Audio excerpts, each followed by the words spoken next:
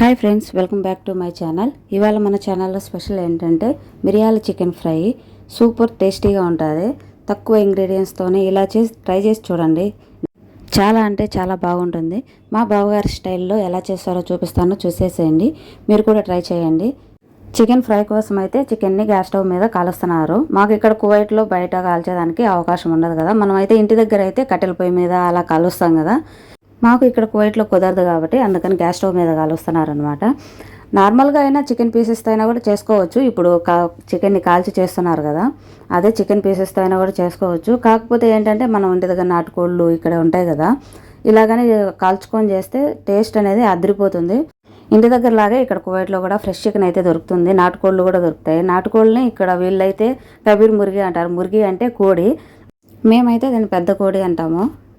చూసారు కదా, చికెన్ అయితే కాల్చడం అయిపోయింది. ఇప్పుడు కాస్త పసుపు వేసి వాష్ చేస్తున్నారనమాట. నీసువాసన రాకుండా ఉండడం కోసము, కొద్దిగా స్మెల్ వస్తే బాగుండదు కదా, వాష్ చేయడం కోసం బాగా పసుపు ఉప్పు వేసి బాగా క్లీన్ చేస్తున్నారు. చికెన్ని నీట్గా వాష్ చేసిన తర్వాత ఇప్పుడు దాన్ని ముక్కలు ముక్కలుగా కట్ చేస్తున్నారు. చూసారు కదా, స్కిన్ ఏం తీసేయాల్సిన అవసరం లేదు. స్కిన్ కూడా ఉన్నా కూడా చాలా బాగుంటుంది. ఎందుకంటే మనం కాల్చారు కాబట్టి చికెన్కి స్కిన్ టేస్ట్ కూడా సూపర్గా ఉంటుంది. స్మోకింగ్ ఫ్లేవర్ యాడ్ అయి ఉంటుంది కాబట్టి ఇష్టం లేని వాళ్ళు తీసేసేయచ్చు. చికెన్ని పీసెస్గా కట్ చేయడం అయిపోయిన తర్వాత పొయ్యి మీద ఒక కడాయి పెట్టుకొని దాంట్లో ఫస్ట్ ఆయిల్ వేయకూడదండి. ఫస్ట్ ఆయిల్ వేయరు, అదే ఆయిల్ వేయకూడదు ఫస్ట్ అని చెప్తున్నారు. అదే స్పెషల్ అంటున్నారు దీనికి. మామూలుగా అయితే కొంతమంది ఫస్ట్ ఆయిల్ వేసి కూడా చేస్తారు. దీనికి ఫస్ట్ ఆయిల్ వేయకుండా చేసి చూడండి, చాలా బాగుంటుంది. చికెన్ వేసి కాస్త దాంట్లో వాటర్ ఉంటుంది కదా, వాటర్ అంతా వచ్చేసి చికెన్ని ఉడకనియాలి. ఉప్పు పసుపు వేసేసి ఉప్పు పసుపు వేస్తున్నారనమాట. తగినంత ఉప్పు పసుపు వేసి ఉడికించుకోండి. చూసారు కదా, వాటర్ దాంట్లో చికెన్లో ఉన్న వాటరే సరిపోతుంది చికెన్ ఉడికేదానికి. ఆయిల్ వేయకుండా కూడా ఏం కాదు. సాల్ట్ అవి వేసిన తర్వాత కాస్త కలబెట్టి ఉడికించుకోండి మూత పెట్టి. ప్రెషర్ కుక్కర్లో అయినా కూడా వేసుకోవచ్చు. కాకపోతే ఏంటంటే ప్రెషర్ కుక్కర్లో కంటే ఇలా చేసుకుంటే డైరెక్ట్గా ఉడికించుకుంటేనే టేస్ట్ అనేది బాగుంటుంది ఎక్కువ. చికెన్ ఉడికేలోగా మనం దాంట్లోకి కావాల్సిన మసాలాని ఎలా ప్రిపేర్ చేసుకోవాలో చూద్దాం. వచ్చేసేయండి.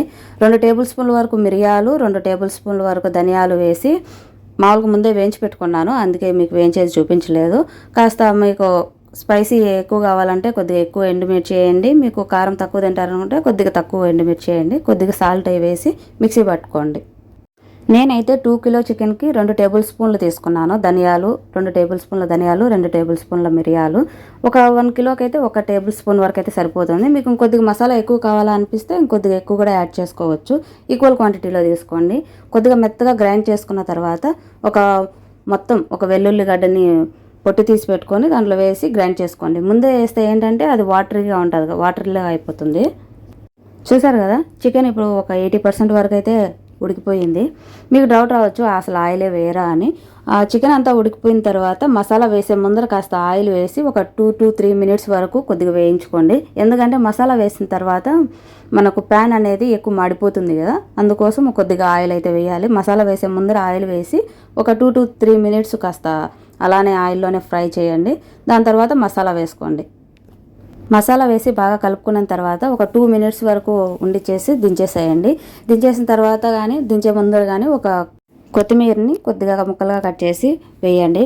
చూసారు కదా, తక్కువ ఇంగ్రీడియంట్స్తో ఎక్కువ మసాలాలు ఏం లేకుండా టేస్ట్ అయితే అదిరిపోతుంది. నెక్స్ట్ లెవెల్లో ఉంటుంది. మీరు కూడా ట్రై చేసి చూడండి. ఇలా ట్రై చేసి చూడండి, ఎప్పుడూ ట్రై చేసేలాగా కాకుండా నార్మల్గా కాకుండా. ఇది ఇవాల్టి వీడియో. మరిన్ని వీడియోస్ కోసం మన ఛానల్ని లైక్ చేయండి, షేర్ చేయండి, సబ్స్క్రైబ్ చేసుకోవడం మాత్రం మర్చిపోకండి. Thank you for watching. Bye bye.